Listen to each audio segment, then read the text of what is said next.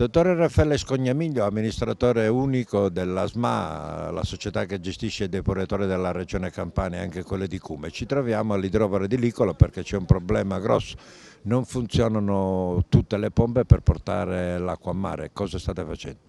Sì, in realtà il personale ha abbandonato l'impianto, chiaramente con le forti piogge che ci sono state in questi giorni, una sola pompa in funzione adesso nell'impianto non riesce a risolvere il problema degli allagamenti che i cittadini stanno subendo.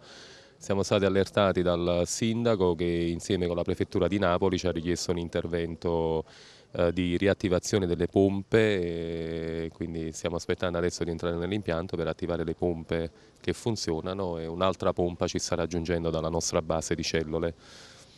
State aspettando anche le forze dell'ordine per poter aprire perché ovviamente non potete farlo abusivamente, diciamo così, anche se per un intervento urgente. Certo, assolutamente, siamo qui in attesa delle forze dell'ordine per aprire questi cancelli e risolvere il problema.